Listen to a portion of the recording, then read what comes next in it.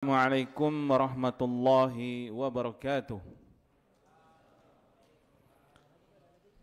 Innal hamdalillah nahmaduhu wa nasta'inuhu wa nastaghfiruh wa na'udzu billahi min shururi anfusina wa sayyiati a'malina.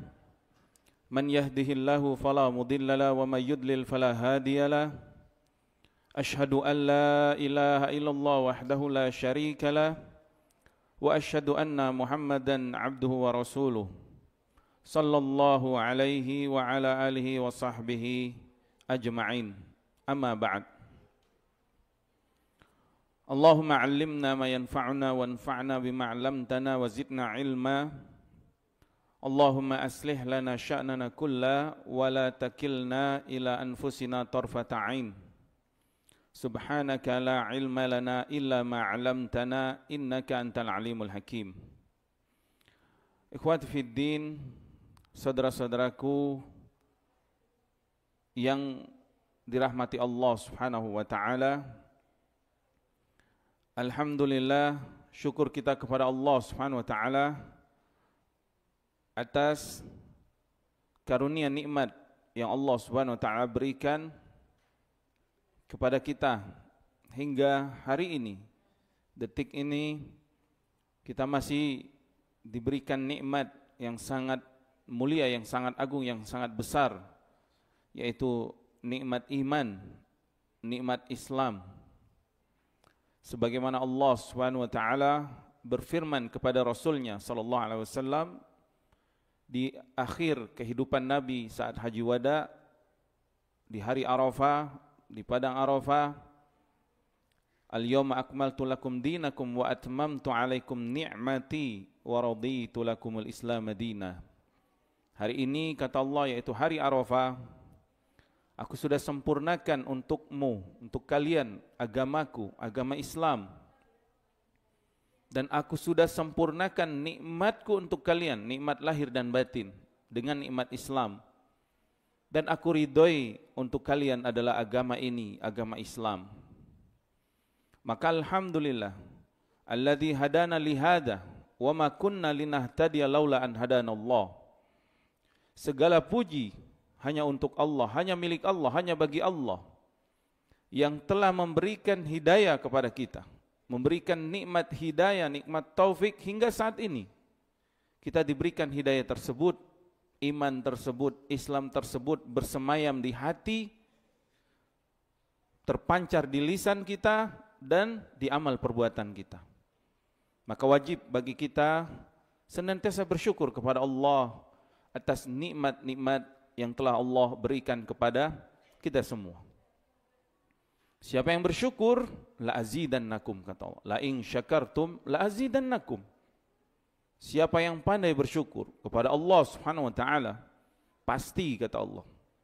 Allah sebutkan dengan dua taukid, dengan dua taukid. La, lam taukid, dan nun taukid di akhirnya. La azidannakum. Artinya pasti Allah tambah. Pasti, enggak akan berkurang. Maka keberkahan bagi orang yang bersyukur kepada Allah itu akan dia rasakan sampai dia wafat, sampai nanti dia kelak bertemu dengan Allah Subhanahu wa taala. Dan keberkahan syukur ini, kata para ulama, yang pertama kekalnya nikmat yang ada, yang kedua mendapatkan nikmat yang belum ada. Itulah yang disebut dengan barokah. Dan keberkahan ini akan senantiasa Allah berikan bagi hamba-hamba yang pandai bersyukur, yaitu mengakui nikmat ini dari Allah dengan hatinya, memuji-muji Allah dengan lisannya, alhamdulillah. Kemudian mengamalkan nikmat yang Allah berikan dengan semua anggota tubuhnya. Matanya, telinganya, hatinya, tangan dan kakinya, lisannya, hartanya, waktunya, dia manfaatkan untuk mensyukuri Allah dengan cara beribadah kepada Allah Subhanahu wa taala. Mudah-mudahan salah satu amal yang kita lakukan hari ini, yaitu daurah, mempelajari kitab yang ditulis oleh seorang ulama besar yang berisi tentang bekal kita kelak saat meninggal dunia, yang disirami dengan dalil-dalil dari Al-Quran dan Sunnah, Semoga kegiatan kita ini ditolong oleh Allah Subhanahu wa taala, dan mudah-mudahan kegiatan ini bagian dari ibadah, bagian rasa syukur kita kepada Allah Subhanahu wa taala dengan menuntut ilmu agama Allah Subhanahu wa taala. Maka wajib bagi kita semua mensyukuri nikmat dengan ibadah, menuntut ilmu ini untuk senantiasa mengikhlaskan niat kita karena Allah, dan senantiasa kita bersemangat untuk mendengarkan ayat-ayat Allah, hadis-hadis Rasulullah sallallahu alaihi wasallam, dan juga perkataan-perkataan para salafus saleh, para ulama, yang dengannya mudah-mudahan kita mendapatkan ilmu yang bermanfaat. Amin ya rabbal alamin. Ikhwati fid din rahimani wa rahimakumullah. Salat serta salam kita aturkan kepada junjungan kita Nabi kita Muhammad sallallahu alaihi wasallam. Semoga senantiasa tercurahkan kepada keluarga beliau, para sahabatnya, dan juga para pengikutnya kaum muslimin hingga akhir zaman. Hari ini insyaallah kita akan membahas sebuah kitab yang sangat mulia, yang di dalamnya penuh dengan ilmu yang telah dikaji oleh banyak para ulama. Bahkan bagi para penuntut ilmu yang ingin mendapatkan ilmu, bagi pemula bahkan yang hendak menempuh perjalanan menuntut ilmu agama Allah, maka pasti dia akan mempelajari kitab-kitab ini. Mengapa? Karena kitab ini berkaitan dengan akidah, berkaitan dengan tauhid, berkaitan dengan iman, pondasi Islam seseorang. Sehingga para ulama sangat perhatian terhadap kitab ini. Maka mereka mempelajarinya, menghafalnya, bahkan mengulang-ulangnya. Setiap tahun, setiap waktu para ulama mengulang-ulang. Agar apa?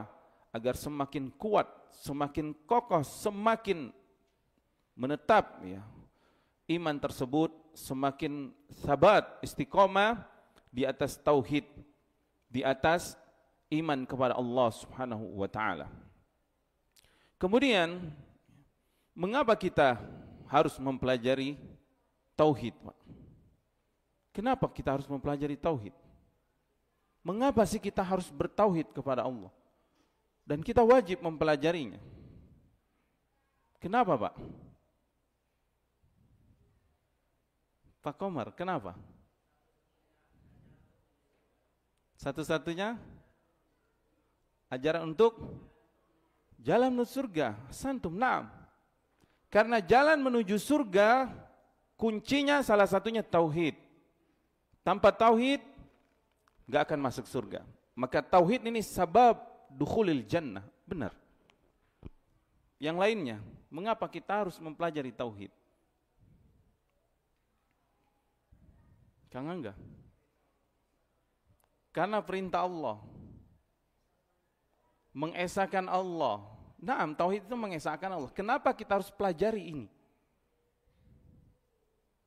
Karena perintah Allah. Naam, perintah Allah.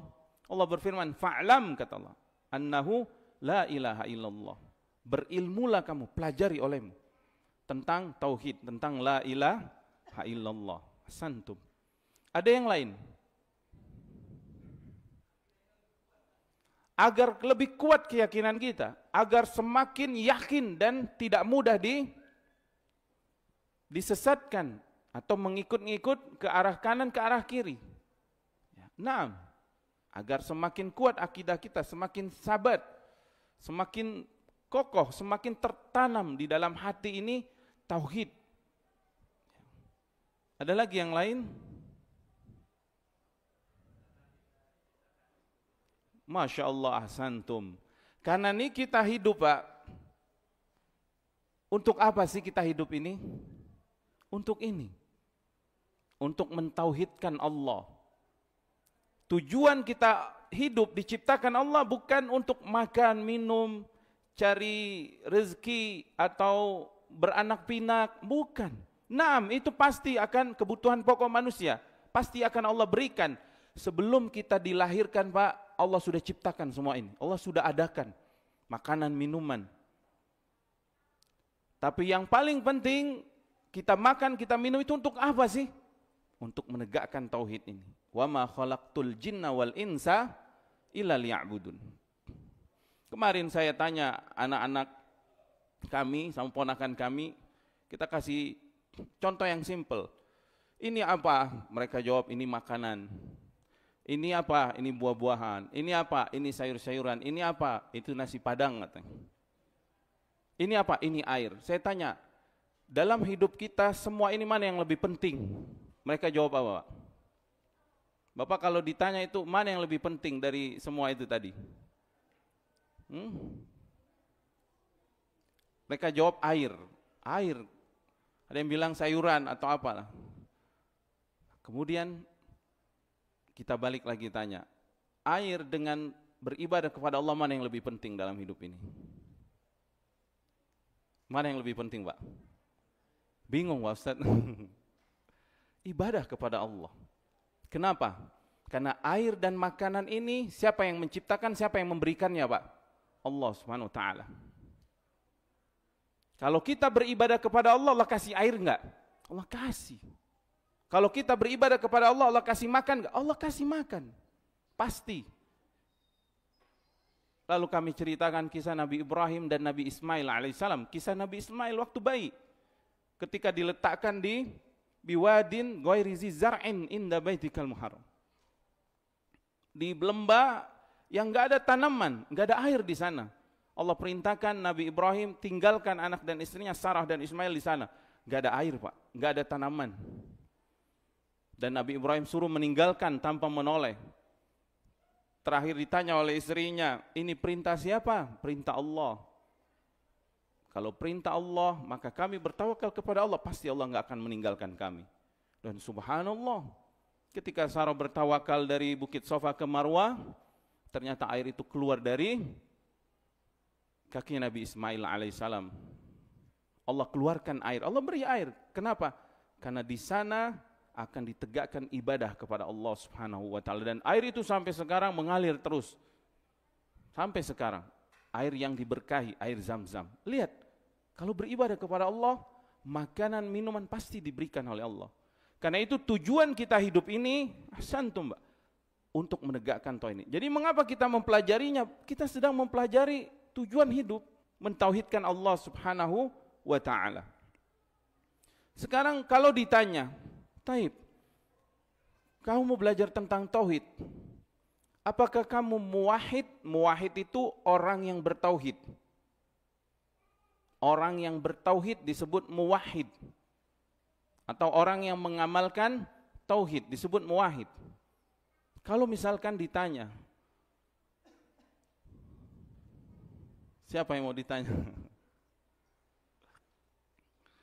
Pak RT, Pak Cepi, apakah Anda muwahhid? Apakah Pak Cepi orang yang bertauhid?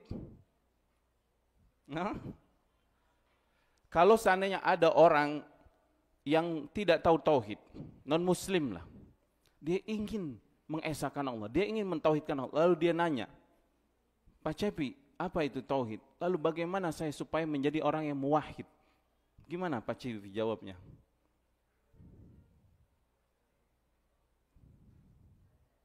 Apa? Belajar. Pak Cepi ajak ayo belajar bareng gitu. Kang Dani, gimana jawabnya? Ya? Mengisbatkan dan menafikan. Gimana cara mengisbatkan menafikannya? Hanya Allah yang berhak disembah. Terus menafikannya? Masya Allah. Terus gimana caranya? Dia mau nanya ini. Dia butuh ilmu tentang tauhid ini. Makanya penting kita belajar. Ya. Supaya jelas muwahhid itu seperti apa. Kalau seandainya ada orang kita sebut si fulan lah misalkan, orang yang tidak beragama atau tidak mengamalkan agama atau tidak beragama Islam, yang dia atau dia mungkin Islam, lalu kita katakan engkau musyrik, marah nggak dia? Marah, Pak. Engkau musyrik. Musyrik itu lawan dari tauhid. Engkau mempersekutukan Allah. Marah nggak dia? Marah pastinya. Dan kita yang nggak boleh ya menuduh orang engkau musyrik misalnya. Ini contoh aja. Kalau kita katakan engkau musyrik, terus dia marah. Saya enggak musyrik. Kenapa dibilang dia musyrik? Ternyata dia berdoa kepada selain Allah misalkan. Berdoa kepada batu atau kepada pohon, dia berdoa. Itu kan perbuatan syirik. Lalu dia marah. Kenapa dia marah? Karena enggak mau orang dibilang musyrik. Tapi perbuatannya perbuatan syirik enggak? Perbuatan syirik karena berdoa kepada selain Allah. Mengapa dia tidak sadar melakukan perbuatan menduakan Allah? Karena dia tidak mengetahui tentang hakikat kesyirikan. Ya. Jadi mengapa penting kita belajar ini? Agar kita tahu tauhid itu seperti apa, amalannya seperti apa, konsekuensinya seperti apa, sebagaimana lawannya. Dahulu tahun yang lalu kita sudah kaji tentang qawaidul arba, kaidah-kaidah yang 4 tentang kesyirikan. Kenapa kita belajar tentang hakikat kesyirikan? Supaya kita enggak jatuh ke dalamnya. Supaya kita jauh meninggalkannya dan berdoa kepada Allah untuk tidak melakukannya. Nas'alullah as-salam wal afiyah. Begitu juga tentang tauhid. Kalau kita ingin menjadi orang yang muwahhid, yang mengesahkan Allah, wajib kita mempelajarinya. Wajib kita mengimaninya. Dan wajib dalam kehidupan kita mengamalkannya. Agar apa?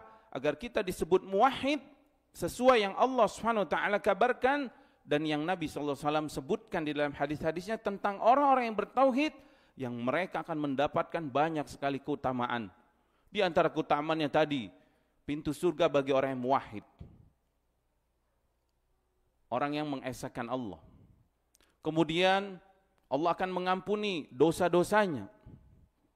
Kemudian Allah Subhanahu wa taala akan melipat gandakan amalannya. Dan yang paling penting Allah menerima amalannya. Allah hanya menerima amalan ibadah orang yang bertauhid kepada Allah Subhanahu wa taala. Adapun orang yang tidak bertauhid, yang mempersekutukan Allah, enggak akan Allah terima. Walau asyraku lahabita anhum. Kalau seandainya mereka mempersekutukan Allah, lahabita anhum makanu ya'malun. Kata Allah, pasti semuanya Allah hapus semua amalan ibadahnya. Enggak Allah terima. Dan mereka di sini dalam surat Al-An'am tersebut para nabi dan rasul. Jadi para nabi dan rasul, kata Allah, seandainya mereka mempersekutukan Allah, amalan mereka pun akan Allah hapus. Ternyata tidak, para nabi dan rasul tidak mempersekutukan Allah Subhanahu wa taala ya. Jadi ini diantara tujuan urgensi kita mempelajari kitab ini ya, yaitu mempelajari tentang akidah, tentang tauhid, tentang bagaimana kita mengesahkan Allah Subhanahu wa taala. Dan diantara mengapa kita harus atau kami mengapa kita memilih kitab ini?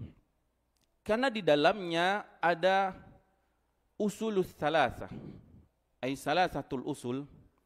Ada 3 usul, 3 pondasi agama kita yang akan ditanya oleh para malaikat kelak di alam kubur, di alam barzakh. Apa itu 3 pondasi itu, Pak?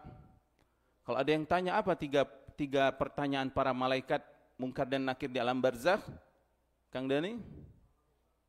Man rabbuka? Man madinuka? Man nabiyuka? 3 pertanyaan ini, Pak, disebut oleh Nabi SAW fitnatul qabri, fitnah kubur. Dan kita Ahlus Sunnah wal Jamaah meyakini adanya fitnah kubur. Sebagaimana yang disabdakan Rasulullah SAW, ketika jasad berpisah dari rohnya, maka roh ini akan dibawa ke atas langit, kemudian akan ditaruh lagi ke alam barzah, sebagaimana hadis Bara' ibn Adzib rahimahullah ta'ala dalam Musnad dan yang lainnya. Kemudian perjalanan ruh itu di alam barzah akan didatangi oleh 2 malaikat. Kemudian 2 malaikat ini disebut satunya Munkar, yang disebut yang lainnya Nakir. Fayakulani, lalu dia pun bertanya kepada si mayit ini tentang 3 pertanyaan ini. Man rabbuka, madinuka, man nabiyuka. Fayaqulul mu'min, maka orang yang beriman akan mengatakan, Rabbi Allah, dinil Islam, wa nabiyyi Muhammad sallallahu alaihi wasallam. Dalam riwayat lain dia bersyahadat. Fayaqulul mu'min an yashhadu an la ilaha illallah wa anna Muhammadan Rasulullah sallallahu alaihi wasallam, maka sadaqta, para malaikat pun membenarkan karena sesuai antara jawaban dia dan kehidupannya. Apa yang dia jawab sesuai dengan apa yang dia amalin semasa hidupnya. Dia beriman kepada Allah, dia mengamalkan syariat Islam, mengamalkan perintah Allah, amalan-amalan agama Islam, dan dia mengikuti Nabi Muhammad sallallahu alaihi wasallam. Maka dia bisa menjawab fitnah kubur tersebut, dibentangkan dilapangkan kuburannya, dibentangkan baginya kenikmatannya, dan diperlihatkan tempatnya di surga, dan dia menunggu sampai hari kiamat kelak mendapatkan nikmat kubur. Semoga kita semua mendapatkan nikmat kubur, amin ya rabbal alamin. Dan semoga kita dijauhi dari azab kubur. Sebagaimana riwayat menyebutkan, adapun orang-orang yang kafir atau orang yang munafik, ketika ditanya man rabbuk, ma dinuk, man nabiyuk, mereka menjawabkan la adri. Kaget. Dan mereka mengatakan, aku enggak tahu. Aku enggak tahu. Enggak bisa jawab dia. Enggak bisa jawab. Kenapa? Ya karena dia enggak beriman. Hidupnya hanya bersenang-senang, hidupnya hanya menikmati makan minum, menikmati kenikmatan saja, enggak peduli dengan agama, enggak peduli dengan beriman kepada Allah, enggak peduli dengan mengikuti Rasulullah SAW, maka dia pun akan mendapatkan siksa kubur, na'udzubillah min dzalik. Dan Nabi kita Muhammad SAW berlindung kepada Allah dari fitnah kubur, dari siksa kubur. Ya ta'awad Rasulullah SAW min fitnatil kubri wa min adzabil qabri, min fitnatil qabri wa min adzabil qabri. Dan Nabi SAW, sebagaimana disebutkan Aisyah radhiyallahu taala anha, dalam salatnya beliau berlindung dari 4 fitnah ini. Apa saja itu, Pak? A'udzubika min adzabil qabri wa min fitnati masihid dajjal wa min fitnatil mahyaya wal mamat. Empat fitnah ini. Fitnatil qabri, fitnah masih dajjal, fitnah hidup, dan fitnah kematian. Wa min azabi jahannam. Naam, barakallahu fikum. Dan dari azab jahannam. Naam, fitnatil mahya wal mamati wa min azabi jahannam. Dari azab api neraka. Nabi SAW berlindung. Berlindung dari fitnah tersebut. Di antaranya azab kubur. Nah, buku ini insya Allah nanti kita akan bacakan inti dari poin buku ini. Isinya tentang 3 ini. Tentang ma'rifatullah, mengenal Allah. Yang kedua tentang ma'rifatu dinil Islam. Yang ketiga tentang ma'rifatun Nabi sallallahu alaihi wasallam.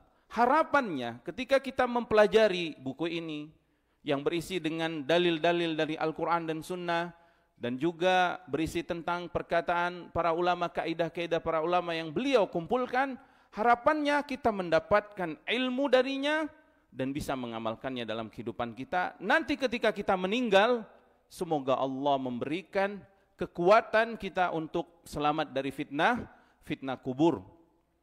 Yang Allah SWT berfirman dalam surah Ibrahim, yusabbitullahu alladhina amanu bil qawli tsabit fil hayati dunya wa fil akhirah. Ayat ke-27. Allah akan memberikan kekuatan kepada orang-orang beriman dengan qauli tsabit. Qauli tsabit, kata para ulama, adalah la ilaha illallah, tauhid, ucapan la ilaha illallah.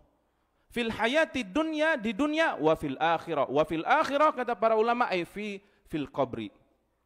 Allah akan berikan kekuatan di dunia dengan tauhid ini, dan nanti saat dia meninggal dia bisa menjawabnya di akhirat. Maksudnya di dalam alam barzakh.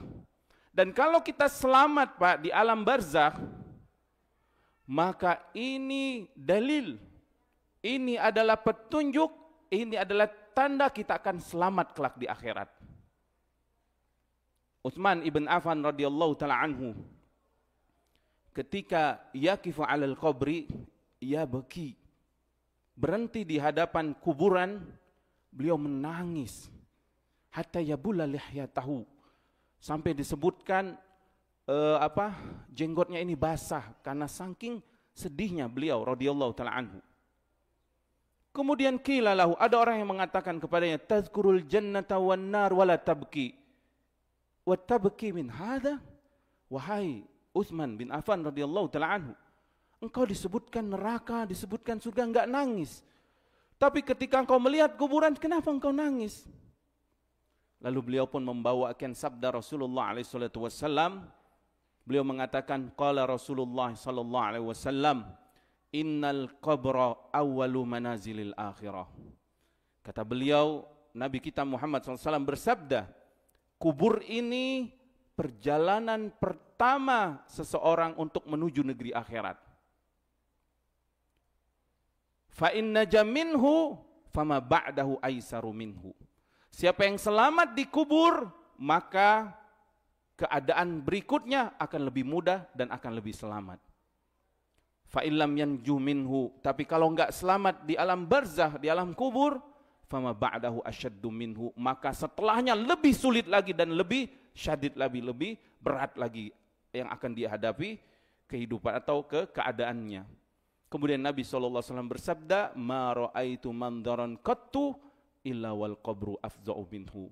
Tidak pernah aku melihat, kata Rasulullah SAW, sesuatu pemandangan yang sangat menyeramkan melebihi pemandangan di alam barzah, di alam kubur.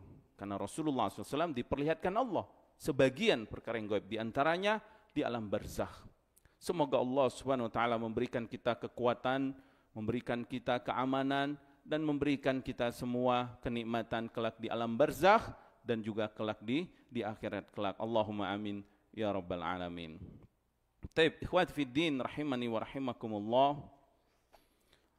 Al-usul tsalatsa yang akan kita bacakan ini ditulis oleh Syekh Muhammad ibn Abdul Wahhab ibn Sulaiman ibn Ali ibn Muhammad At-Tamimi rahimahullahu taala. Beliau lahir tahun 1115, abad ke-12 berarti Hijriah ya. Dan wafat pada tahun 1206 ya, kurang lebih usia beliau 91 tahun. Lahir di Uyainah. Kalau sekarang di Jazirah Arab, di Saudi Arabia. Kemudian beliau meninggal di Dir'iyah. Dir'iyah juga salah satu kota di Saudi Arabia. Dan beliau rahimahullah ta'ala lahir besar dengan penuh keilmuan. Usia masih 7 tahun sudah hafal Al-Quran. Kemudian menghafal matan-matan ilmiah. Kemudian beliau juga menulis banyak kitab, banyak karangan yang sangat bermanfaat bagi kaum muslimin. Khususnya tentang akidah, tentang tauhid.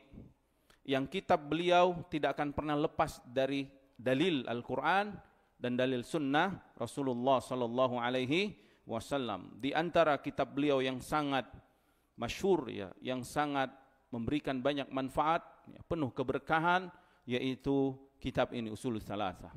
Di antara kitab beliau, risalah beliau Qawaidul Arba, 4 kaidah kesyirikan. Di antara kitab beliau yang sangat masyhur Kitabut Tauhid, tentang tauhid uluhiyah, dan juga ditutup dengan asma wa sifat di akhirnya. Di antara kitab beliau Kasyfus Syubhat. Di antara kitab beliau juga tentang sirah Nabi SAW, Mukhtasar Sirati Rasul SAW, yaitu mukhtasar dari Ibnu Hisham. Dan kitab-kitab lain yang beliau tulis, yang beliau karang, yang sangat bermanfaat bagi umat Islam.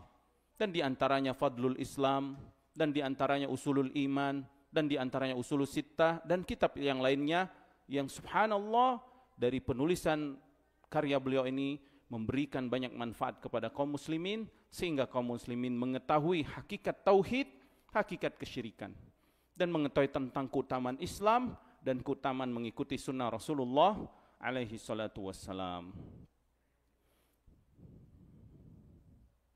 Adapun kitab ini yang insya Allah sudah berada di kita semua ya, para ulama membaginya menjadi 4 bagian. Kitab Ushul Tsalatsa ini terbagi menjadi 4 bagian. Yang pertama tentang muqaddimah, pentingnya ilmu. Yang kedua muqaddimah tentang tauhid. Tauhid yang 3 yaitu tauhid rububiyah, asma wa sifat, tauhid uluhiyah, dan tentang wala dan bara.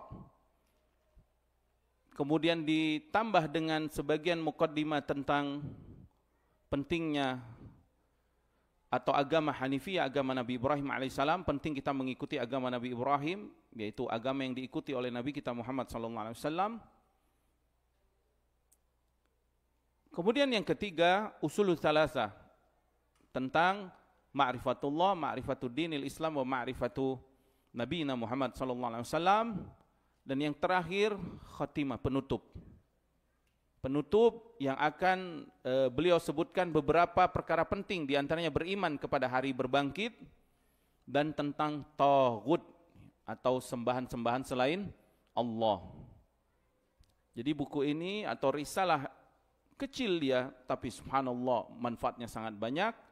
Itu kurang lebih ada 4 poin ini yang akan kita bahas, tentang muqaddimah ya, ilmu, muqaddimah tauhid, tentang Ushul Tsalatsa itu sendiri, dan tentang penutup ya, penutup dari kitab ini.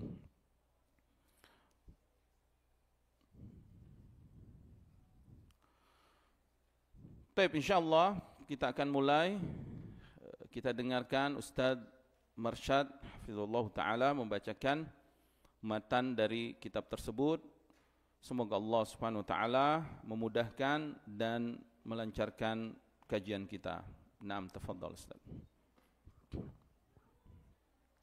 Bismillahirrahmanirrahim.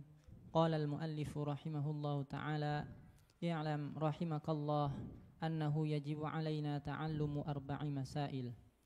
Al-ula al-ilmu wa huwa ma'rifatullahi wa ma'rifatu nabiyyih wa ma'rifatu dinil islami bil adillah. Al-thaniyah al-amalu bih. Al-thalithah ad-da'watu ilaih. Ar-rabi'ah as-sabru 'ala al-adha fihi. Wad-dalilu qawluhu ta'ala, bismillahirrahmanirrahim, wal 'asr innal insana lafi khusr illa alladhina amanu wa 'amilus salihati wa tawasaw bil haqqi wa tawasaw bis sabr. Qala Asy-Syafi'i rahimahullahu ta'ala, law ma anzalallahu hujjatan 'ala khalqihi illa hadhihi surah lakafathum. Wa qala al-Bukhari rahimahullahu ta'ala, babun al-ilmu qabla al-qawli wal amal. Wad dalilu qawluhu ta'ala, fa'lam annahu la ilaha illallah wastaghfir li dhanbik. Fabada'a bil ilmi qabla al-qawli wal amal. I'lam. Naam, barakallahu fikum. Baik, kita masuk muqaddimah yang pertama.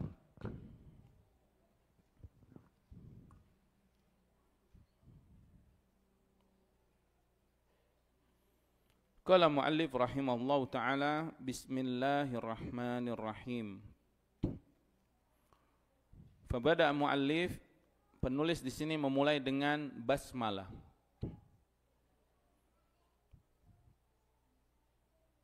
Dan beliau ya, menulis basmalah iktidaan bi kitabillah wa sunnati Rasulillah sallallahu alaihi wasallam, mengikuti mencontoh Al-Qur'an. Al-Quran dimulai dengan bismillah. Kemudian mengikuti sunnah Rasulullah sallallahu alaihi wasallam. Nabi sallallahu alaihi wasallam mengikuti sunnah para nabi juga, dan Nabi kita Muhammad sallallahu alaihi wasallam. Di dalam surat An-Naml Allah berfirman tentang surat Nabi Sulaiman. Nabi Sulaiman disebutkan di sana, qalat ya ayyuhal mala'u inni ulqiya ilayya kitabun karim.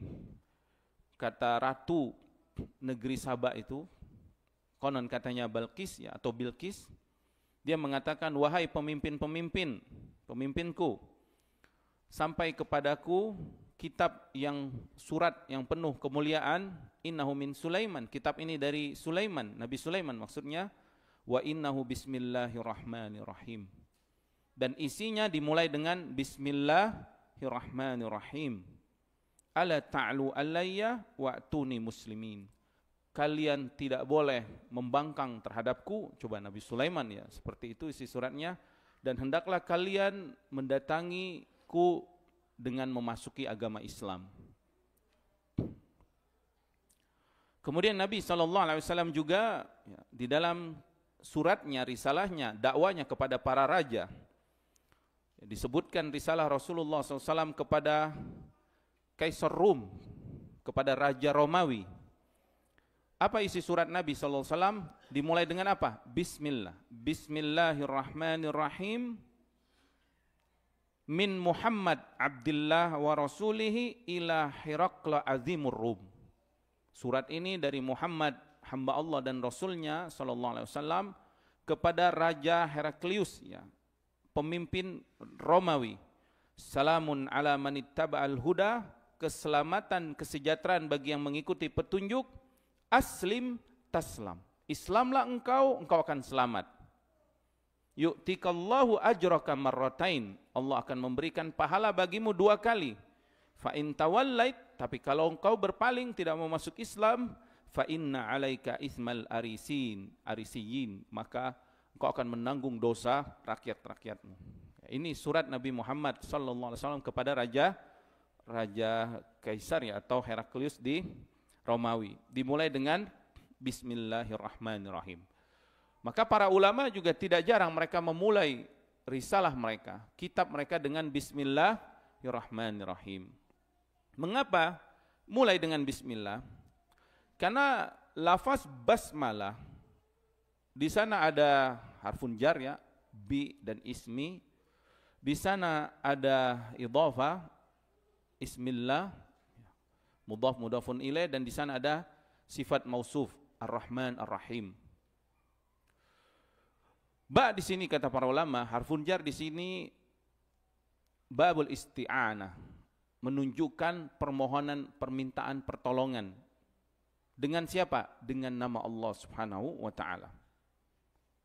Disebutkan juga maknanya adalah meminta keberkahan.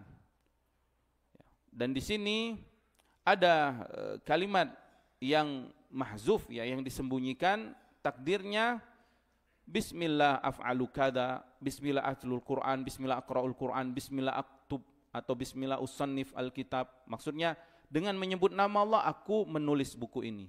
Dengan menyebut nama Allah aku melakukan sesuatu. Maka dianjurkan kita setiap melakukan sesuatu mengucapkan Bismillah. Maka Nabi SAW memberikan contoh dalam kehidupan sehari-hari. Ketika keluar rumah, Bismillah, tawakkaltu ala Allah. Ketika masuk rumah, Bismillah. Ketika masuk masjid, Bismillah. Keluar masjid, Bismillah. Memakai sendal, Bismillah. Kemudian makan dengan tangan kanan, Bismillah. Menaiki kendaraan dimulai dengan Bismillah. Kenapa kita membaca Bismillah? Sebagai bentuk tabarruk kita, memohon keberkahan dan isti'anah, meminta pertolongan kepada Allah Subhanahu wa ta'ala, karena kita dahulukan nama Allah, dan yang kita dahulukan lafzul jalalah, ismul a'zam, nama yang paling agung, lafzul jalalah, Bismillah, dengan menyebut nama Allah. Artinya dengan menyebut nama Allah aku meminta pertolonganmu ya Allah, dan aku meminta keberkahan ya. Dan ini juga kata para ulama, Bismillah ini ifadatul hasr, menunjukkan pembatasan. Maksudnya apa? Menunjukkan pembatasan bahwa aku hanya minta tolong kepada Allah, tidak kepada selain Allah. Dan ini tauhid ya. Kemudian Allah lafzul jalalah, ismullah Allah lafzul jalalah. Maknanya apa? Ibnu Abbas radhiyallahu ta'ala anhu mengatakan dzul uluhiyah wal ubudiyah ala khalqihi ajma'in. Allah ay al-ilah, yang disembah, yang diibadahi, yang berhak untuk diibadahi. Zul uluhiyah, pemilik sifat ketuhanan. Wal ubudiyah ala khalqihi ajma'in, dan yang diibadi oleh seluruh makhluknya. Maka sifat ketuhanan ini sifat khusus, spesial, hanya milik Allah. Tidak Allah berikan dan tidak boleh, dan Allah tidak ridho kalau ada makhluk yang disembah atau yang menyuruh orang lain untuk menyembah dirinya. Allah tidak ridho. Maka Allah Subhanahu wa taala bertanya kepada Nabi Isa alaihissalam, "Ya Isa bin Maryam, a anta qulta lin-nasi takhizuni wa ummiya ilahaini min dunillah?" Wahai Isa, Allah tanya nanti di akhirat, apakah engkau yang berkata menyuruh manusia untuk menjadikan dirimu Tuhan dan ibumu, dua Tuhan selain aku, selain Allah? Nabi Isa langsung takut sama Allah. Subhanaka, subhanallah, subhanaka, maha suci engkau ya Allah. Ma yakunu li an aqula ma laisa li bihaqqa. Tidak layak bagiku mengucapkan perkataan yang tidak pantas aku ucapkan. Artinya menyuruh orang menyembah dirinya. Karena ilah, ini sifat ketuhanan hanya milik Allah. Dan semua para nabi menyuruh umatnya untuk beribadah menyembah hanya kepada Allah. Qala ya qaumi ibudullaha ma lakum min ilahin ghairu. Nabi Nuh alaihissalam ketika berdakwah, ya qaumi, wahai kaumku, ubudullah, kalian ibadah hanya kepada Allah saja. Ma lakum min ilahin ghairu. Tidak ada Tuhan yang berhak diibadah kecuali Allah Subhanahu wa taala. Begitu juga Nabi Hud, ya qaumi ibudullaha ma lakum min ilahin ghairu. Begitu juga Nabi Saleh, Nabi Hud kepada kaum Ad, Nabi Saleh kepada kaum Samud. Begitu juga Nabi Syuaib kepada kaum Madian, dan juga para nabi-nabi rasul yang lainnya. Begitu juga Nabi kita Muhammad sallallahu alaihi wasallam menyuruh umatnya untuk beribadah hanya kepada Allah saja. Ubudullah wa ma umiru illa liya'budullaha mukhlishina lahuddin hunafa wa yuqimus shalah wa yutuz zakah wa dzalika dinul qayyimah. Qul inna salati wa nusuki wa mahyaya wa mamati lillah rabbil alamin la syarika lahu wa bidzalika umirtu wa ana awwalul muslimin. Maka ini kalimat atau ini lafzul jalalah, artinya zul uluhiyah. Allah pemilik sifat ketuhanan yang maha esa, kekhususan sifat Allah. Wal ubudi ala khalqihi ajma'in, dan diibadahi oleh seluruh makhluknya, tau'an au karhan, baik sukarela atau terpaksa, semuanya tunduk kepada Allah Subhanahu wa taala secara kauni. Adapun secara syar'i maka Allah uji, minhum man amana wa minhum man kafar. Faminhum man aman, sebagiannya ada yang beriman beribadah kepada Allah, wa minhum man kafar, sebagiannya ada yang kufur, tidak mau beriman dan tidak mau beribadah kepada Allah Subhanahu wa taala. Kemudian Ar-Rahmanir Rahim, dua nama yang diambil dari sifatur rahmah. Wa rabbukal ghaniyyu dzur rahmah. Rabbmu maha kaya, pemilik sifat kasih sayang. Wa rahmati wasi'at kulla syai'. Kasih sayangku, kata Allah, meliputi segala sesuatu. Adapun perbedaan Ar-Rahmanir Rahim, Ar-Rahman dzur rahmatil wasi'ah, war Rahim dzur rahmatil wasilah. Ini yang lebih kuat perbedaan pendapat atau perbedaan makna dari Ar-Rahmanir Rahim. Ar-Rahman artinya menunjukkan Allah pemilik rahmat yang maha luas. Makanya Allah menggunakan namanya Ar-Rahman ketika menyebutkan sifatnya istiwa di atas arsy. Ar-Rahmanu 'alal arsy istawa. Allah Ar-Rahman yang beristiwa di atas arsy-Nya, dan arsy makhluk yang paling besar, yang paling agung. Maka Allah beristiwa di atas arsy dengan menunjukkan namanya Ar-Rahman. Karena Ar-Rahman sighah mubalaghah yang menunjukkan maha luas. Artinya rahmat Allah mencakupi segala sesuatu. Rahmatan wasi'an kamilan, yang maha luas, maha sempurna kasih sayangnya. Adapun Ar-Rahim al-wasilah, menunjukkan kasih sayang Allah yang begitu luas sampai kepada makhluknya. Wa kana bil mu'minina rahima, dan Allah terhadap, innallaha kana bikum rahima, dan Allah maha penyayang kepada orang-orang yang beriman. Maka Ar-Rahim ini kasih sayang Allah, rahmat Allah turun kepada makhluknya, sampai kepada makhluknya. Sebagaimana kita tahu, walillahil matsalul a'la, ya, Allah tidak sama dengan makhluknya. Seseorang ada yang berkuasa, ada yang kaya raya, kekayaannya mencakupi di berbagai belahan dunia, kaya raya dia, luas kekayaannya, dia berkuasa di mana saja. Naam, kita tahu orang ini kaya, tapi apakah kekayaannya sampai kepada kita? Enggak, yang ada harta kita disedotnya, ditariknya, iya kan? Ya enggak, Pak? Kita lihat banyak orang kaya enggak? Apakah kekayaannya sampai kepada kita? Kita cuman mendengar saja, melihat saja gitu ya. Itu manusia ya. Walillahil matsalul a'la, Allah tidak sama dengan makhluk. Ada juga sebagian orang yang kaya raya, tapi subhanallah, kekayaannya itu kita rasakan juga manfaatnya. Entah itu dia berbagi makanan, entah itu dia berbagi pakaian, entah itu dia membuat sebuah tempat yang bisa dinikmati oleh orang banyak, seperti membuat masjid, membuat sekolah, atau yang lainnya, dirasakan oleh orang banyak. Iya kan? Ada juga orang yang kaya yang tidak sampai atau tidak kita rasakan kekayaan. Itu makhluk. Adapun Allah maha luas rahmatnya. Dunia dan akhirat, langit dan bumi, Allah maha luas rahmatnya, disifati dengan sifat rahmat, ar-Rahmanir Rahim, dan rahmat Allah sampai kepada makhluknya. Kita rasakan. Tapi sayang, sebagian kita tidak sadar akan kasih sayang Allah. Bahkan kebanyakan kita nggak sadar, kita ini sedang disayang Allah. Misalkan penerimaan PNS gitu, atau P3K ya yang kemarin ramai ya Pak, nggak diterima, marah-marah, aduh saya nggak diterima ini, demo misalnya, subhanallah, bisa jadi nggak diterima itu justru lebih baik, ya kan? Allah mau kasih rezeki dari arah yang lain. Nah itu kadang kita nggak sadar seperti itu. Asa an takrahu syai'a wa huwa khairul lakum, wa asa an tuhibbu syai'an wa huwa syarrul lakum, wallahu ya'lamu wa antum la ta'lamun. Kata Allah, bisa jadi kamu nggak suka sesuatu, padahal di sisi Allah dengan rahmatnya, dengan hikmahnya, dengan ilmunya itu lebih baik untuk kamu. Dan bisa jadi kamu menyukai mendapatkan sesuatu, padahal di sisi Allah itu buruk untukmu. Jadi wallahu ya'lamu wa antum la ta'lamun. Maka kita orang yang beriman Allah Ar-Rahmanir Rahim, subhanallah, kita hanya mengharapkan rahmat dari sisi Allah. Dan kita ridho, sabar terhadap ketetapan Allah. Allah Maha Penyayang, lebih sayang dari ibu kepada anaknya. Lebih sayang Allah kepada hambanya, apalagi yang beriman, daripada ibu dan anaknya.